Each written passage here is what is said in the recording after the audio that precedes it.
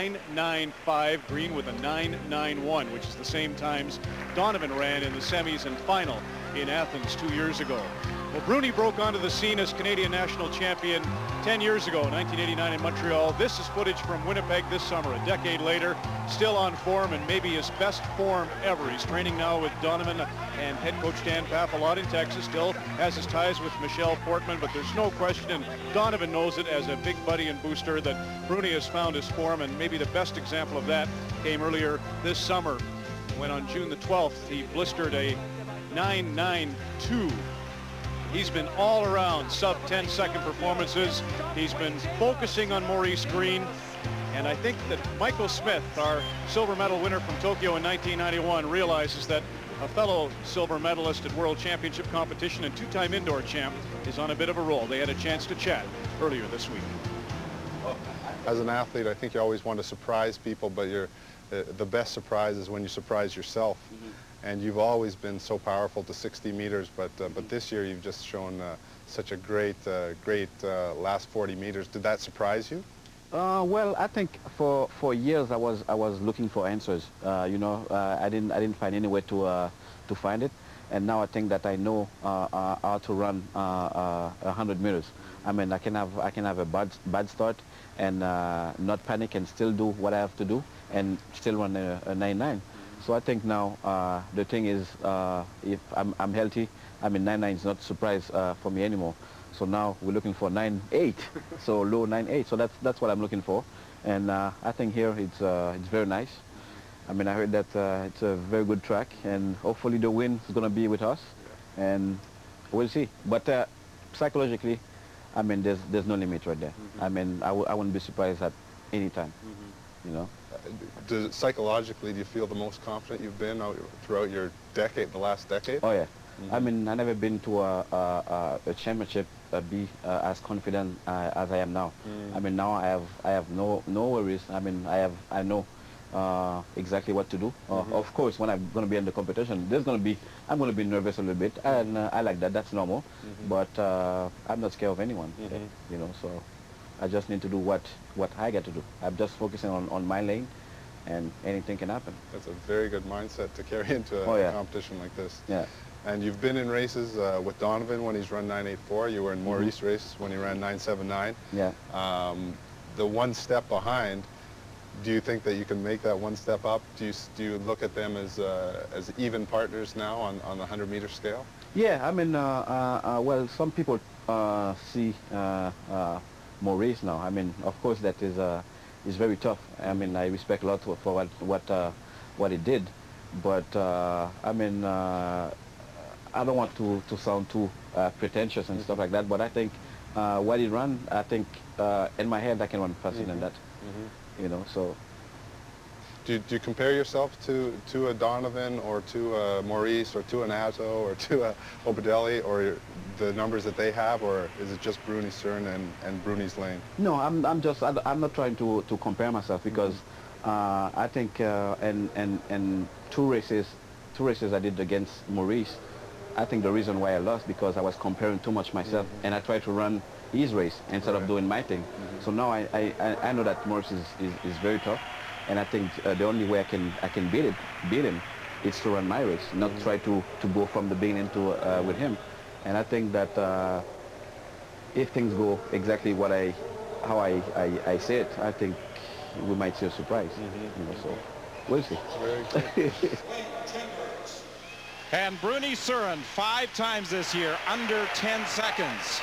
A victory would not come as a surprise to Donovan Bailey, right? Not at all. I mean, I've been saying all year, man.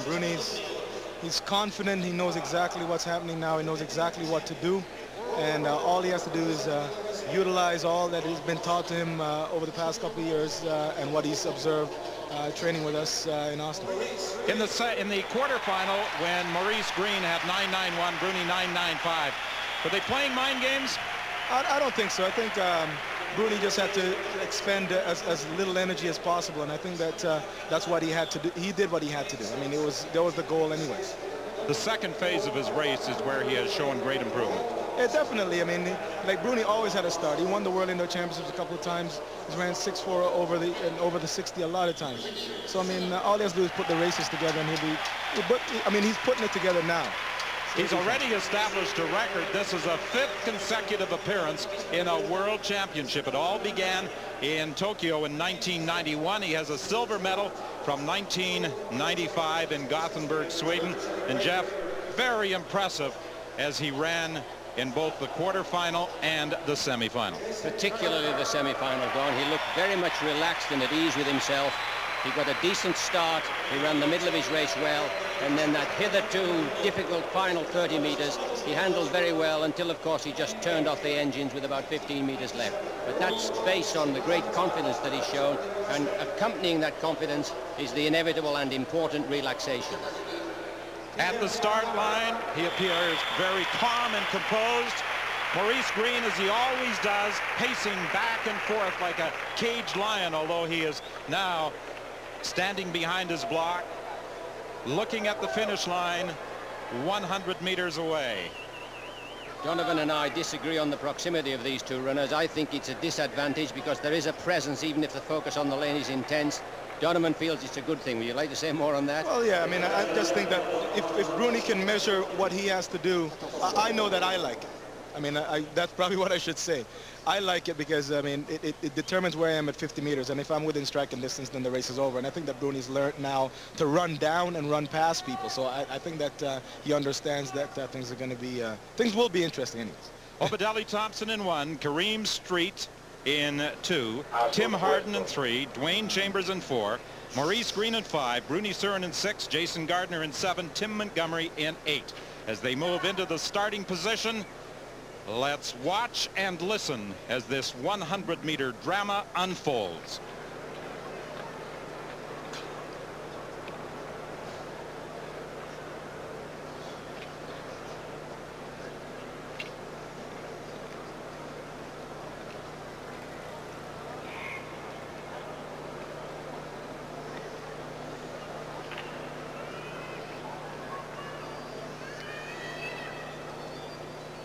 Listos. Cleanly the first time, a great start for Bruny Surin. He's got a lead on Maurice Greene. Greene is now coming at him. It's going to be very close. Greene has a slight edge. Greene's going to win it. Surin is second. The time 9:81. Maurice Greene, the world record holder, just there ahead of Bruny Surin. He is unable to convert the 95 silver to a 99 gold, but he came oh so close. He will register on the results as the silver medalist, but no one lost that race. It was an outstanding race, stride for stride, almost shoulder to shoulder, until in the last 25 meters, Maurice Greene just managed to get ahead. Very, very fine final.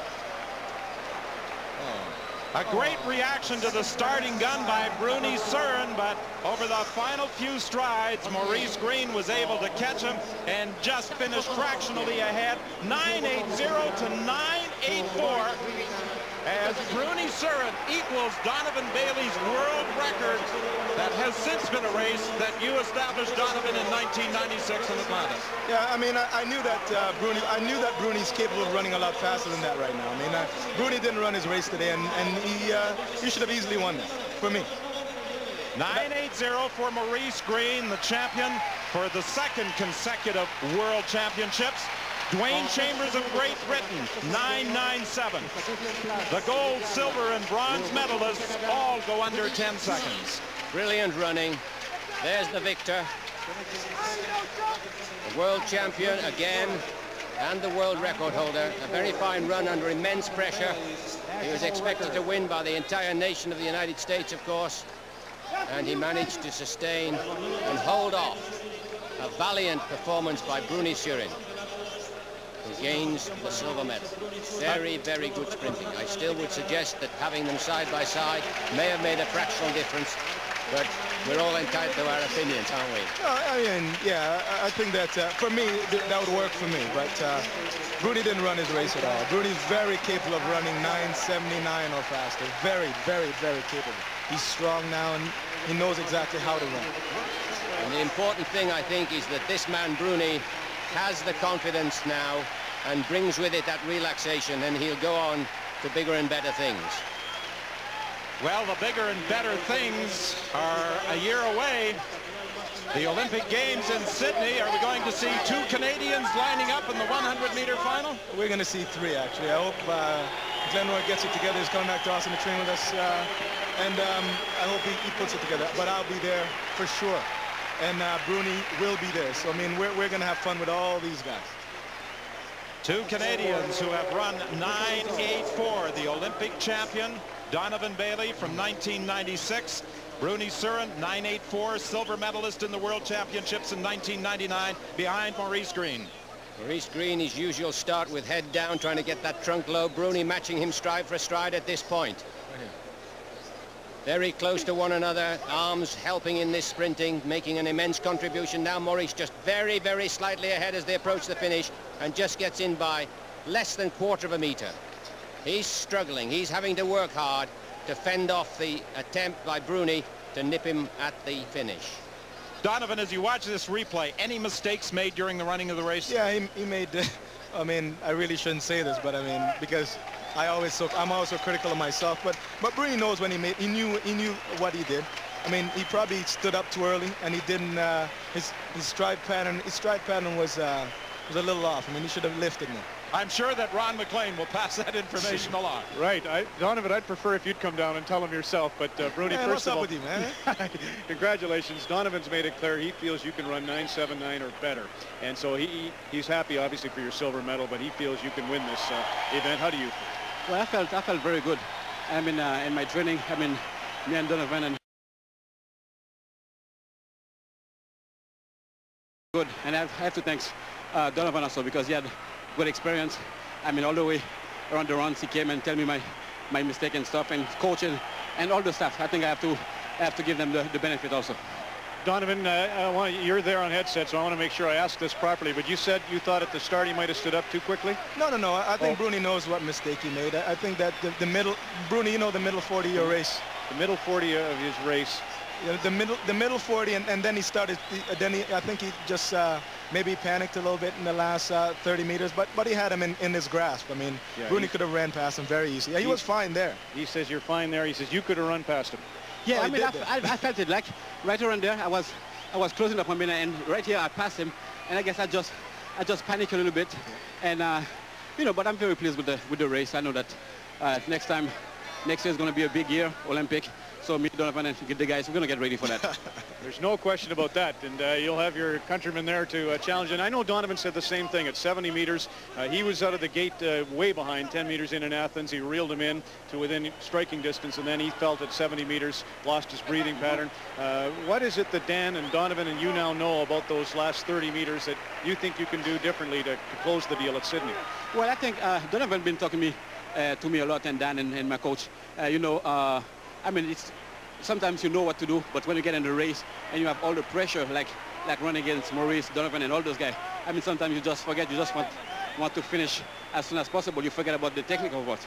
But I think here, technically, I was not 100%, but I'm happy with it. I finished second, so that's a great comeback for me. Yeah, no, it's a brilliant race. I wondered if what your thoughts were when Obadele and you are really the two lone great threats when you have Frankie Fredericks elect to go 200s only, when you have Donovan on the sidelines, when you have Addo Bolden on the sidelines. Did that maybe put extra pressure, or did you feel like, you know, because you'd see, hey, this is really a great chance? Yeah, I knew that from the beginning that was a very good opportunity for me. I mean, of course that Frankie wasn't there. I think he's a little bit injured, but I mean, hey, running 9.84, I'm very happy with it. Yeah, you're a class act, Bruny, and it's just always a delight for all fans of you to see you perform well, and that's the race of your life. So keep going onward and upward. All right, thank you very much. There's Bruny Surin. And BNL, hello to you, and I know lots of fans. And Ernest, thanks for your help getting a Canadian over to a home camera here, too. There's the silver medal performance, and I have to tell you that both the inspirational efforts of Bruny and some great remarks by you upstairs there, Donovan, gives us a lot of insight into what this 100-meter fascination is all about.